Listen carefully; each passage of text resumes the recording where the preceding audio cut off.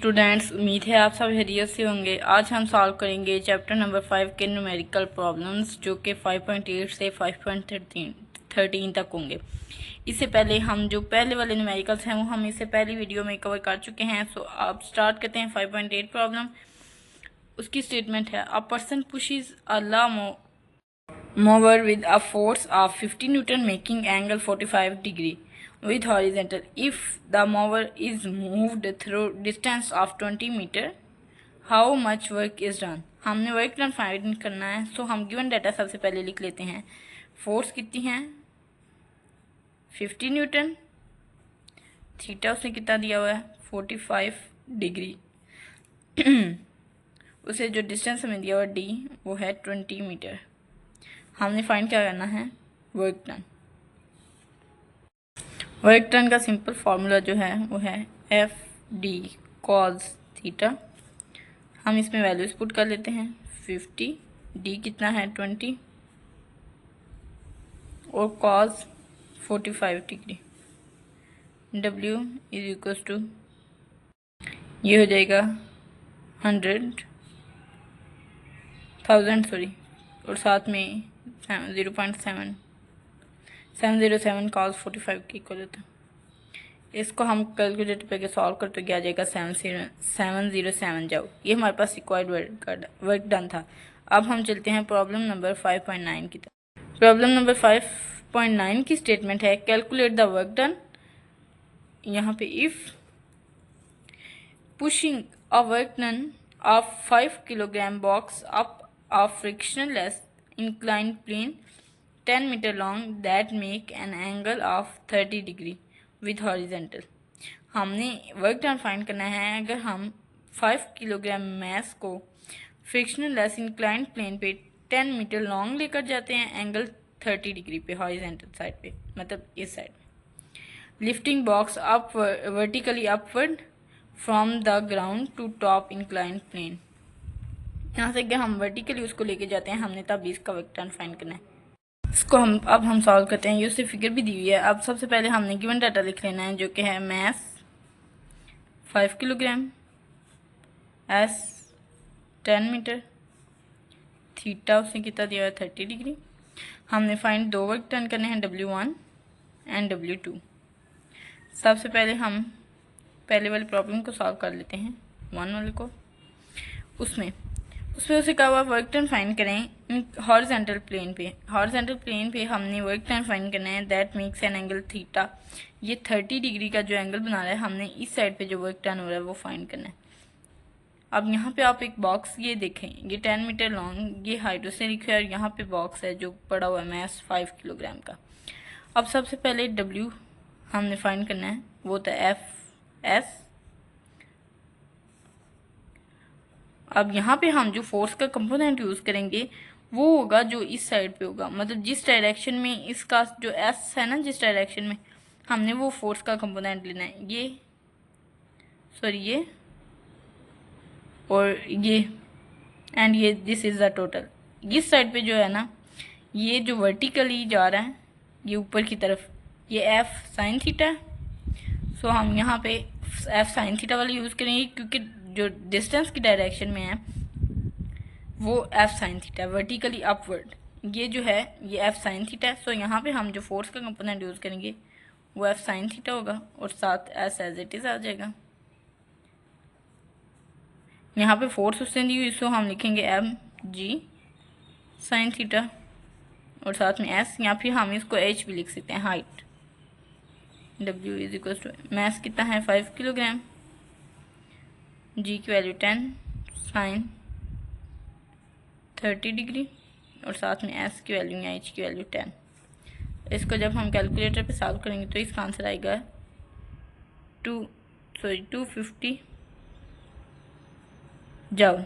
Joule work done का unit है। अब हम चलते हैं अपने दूसरे प्रॉब्लम की तरफ, जो कि है lifting box vertically up from ground top to incline plane. इसको हम सॉल्व करने के लिए यूज़ करेंगे यूजिंग ट्रिग्नोमेट्रिक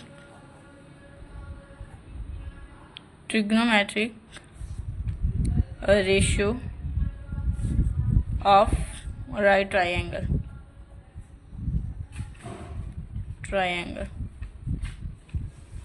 ओके, हम इसके लिए इस ट्रायंगल को ले लेंगे, ये जो ट्रायंगल बनी है,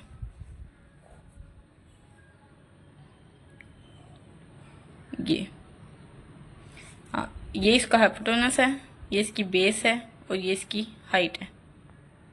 हाइट यहाँ पे परपेंडिकुलर है। ओके, अब यहाँ पे जो बेस है ये, अब यहाँ पे हम जो वैल्यू लेंगे वो है साइन थीटा। आप यहाँ से साइन थीटा की वैल्यू निकालेंगे तो वो आएगा परपेंडिकुलर अवर हाइपोटेनस।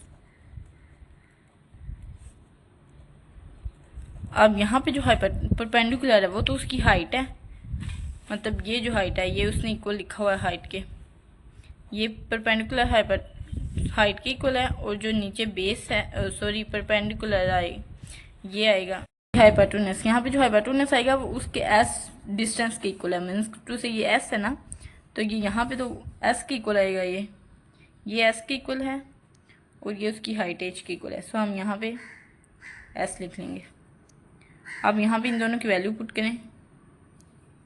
एच तो हमने फाइंड करना है, एच हम फाइंड करेंगे वर्क डन फाइंड करने के लिए, और साथ में एस एज इट इज़ आ जाएगा। यहाँ पे एस तो साइड पे गया,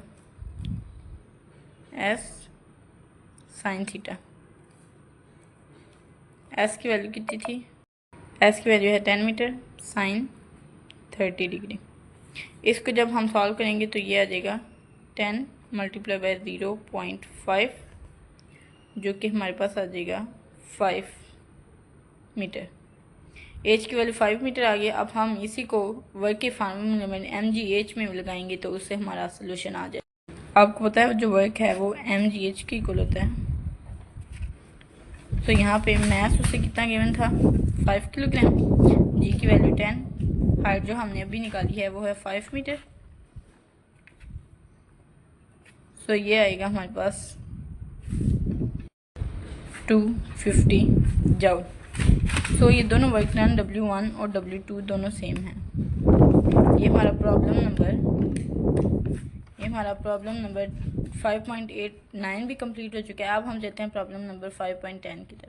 5.10 की स्टेटमेंट है, अ box of mass 10 kilogram is pushed up along a ramp 15 meter long with force of 80 Newton. If box rises up a height of 5 meter, what is the efficiency of the system? हमने efficiency find करनी है। efficiency के लिए आप अपना book का page number 121 देखें, उस पर उसने उसका फार्मूला भी लिखा हुआ है और उसकी डेफिनेशन भी लिखी है। सबसे पहले हम गिवन डाटा लिख लेते हैं। मैस कितना है हमारे पास 10 किलोग्राम, आगे जो एस डिस्टेंस है वो है 15 मीटर, उसके अलावा उसने फोर्स दी हुई है 80 न्यूटन, और साथ में उसने हाइट लिखी हुई है, हाइट ऑफ 5 मीटर। हमने फाइंड क्या करनी है? Percentage efficiency. इसका फॉर्मूला एफिशिएंसी का है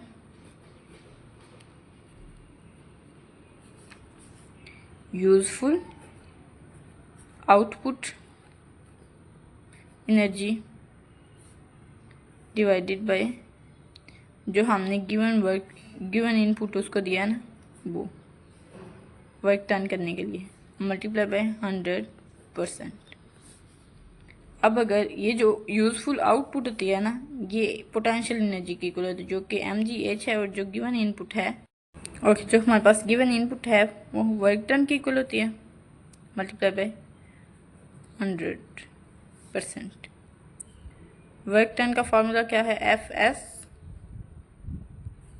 मल्टीप्लाई बाय 100%। अब इसमें हम इसकी वैल्यू पुट करें। m हमारे पास कितना है 10, g की वैल्यू 10, h की वैल्यू हमारे पास 5 है, फोर्स है 80 न्यूटन, एंड जो डिस्टेंस है वो है 15, मल्टीप्लाई आपने 100% के साथ। इसको जब हम सॉल्व करेंगे कैलकुलेटर से तो आ जाएगा 500 डिवाइडेड बाई 1200 मल्टीप्लाई 100%। सो हमारी जो एफिशिएंसी आ जाएगी वो आ जाएगी 41.66%, जो कि अप्रॉक्सीमेटली इक्वल होती है 41.7%। ये हमारी रिक्वायर्ड एफिशिएंसी आ गई। अब हम चलते हैं प्रॉब्लम नंबर 5.11 की तरफ, जिसकी स्टेटमेंट है a force of 600 newton acts on a box to push it 5 metre in 15 second, calculate power. हम सबसे पहले गिवन डाटा लिख लेते हैं। फोर्स उससे कितनी दी हुई है 600 न्यूटन, हाइट उससे कितनी दी हुई है, सॉरी डिस्टेंस वो है 5 मीटर और टाइम 15 सेकेंड। हमने फाइंड क्या करनी है पावर। पावर आपकी बुक के पेज नंबर 119 पे उसने पावर वाला टॉपिक लिखा हुआ है, जिसमें पावर का फार्मूला लिखा हुआ है W/T। W आपका किसके इक्वल होता है Fs डिवाइडेड बाई T। अब यहाँ पे हम सिंपली इसकी वैल्यू पुट करेंगे तो हमारे पास इसकी पावर की okay power is equal to F हमारे पास 60 है, S की वैल्यू 5 है, डिवाइडेड बाई टाइम 15 सेकेंड है। इसको अगर हम सॉल्व करें तो क्या आएगा, आ जाएगा 3000 डिवाइड बाई 15। इसको हम सॉल्व करेंगे तो ये हमारे पास आ जाएगी 200 वाट। ये हमारी रिक्वायर्ड पावर है। अब हम चलते हैं अपने प्रॉब्लम नंबर 5.12 की तरफ, जिसकी स्टेटमेंट है a 40 kilogram boy runs up straight 10 metre high in 8 second, what is the power develop. हमने यहाँ भी पावर फाइंड करनी है। जो हमारे पास गिवन है वो है मैस है 40 किलोग्राम का, जो हाइट है वो है 10 मीटर और जो टाइम है वो है 8 सेकेंड्स। पावर हमने फाइंड करनी है। पावर का फार्मूला जो लास्ट न्यूमेरिकल में हमने लगाया वो है W/T। यहाँ पे हाइट की बात हो रही है और वर्क की बात हो रही है। तो मैंने आपको बताया था जहाँ पे हाइट की बात होती है वहाँ पे जो वर्क डन है वो पोटेंशियल एनर्जी के इक्वल होता है, जो कि है mgh। So potential energy power is equal to mgh। W की जगह हम पोटेंशियल एनर्जी का फार्मूला लगाएंगे divided by T। Power m हमारे पास क्या है 40, g की वैल्यू हमारे पास 10 है, h हमें उसने 10 मीटर दिया हुआ है, डिवाइडेड बाई टाइम 8 सेकेंड है। जब हम इसको सॉल्व करेंगे तो हमारे पास आंसर आ जाएगा 500 वाट। वाट पावर का यूनिट है, ये साथ आपने लाजमी लिखना है। सो ये हमारे पास रिक्वायर्ड पावर आ गई। अब हम चलते हैं अपने प्रॉब्लम नंबर 5.13 की तरफ, जिसकी स्टेटमेंट है a force F acts through distance L on the body, the force is then increase to 2F। मतलब पहले फोर्स जो हमारे पास F थी फिर वो इंक्रीज हो गई 2F हो गई है। That further acts through 2L, मतलब पहले जो लेंथ थी वो भी L थी और फिर ये भी 2L हो गया है। Find the total work done, हमने टोटल वर्क डन फाइंड करना है and sketch force displacement graph, और हमने इसका साथ ग्राफ भी ड्रा करना है। अब इसको सॉल्व कर देते हैं। सबसे पहले आपने गिवन डाटा में लिखना है कि F1 मतलब जो हमारे पास पहले फोर्स थी वो F थी, फिर वो इंक्रीज होके हमारे पास F2 बन गई है और वो आ गई है 2F के इक्वल।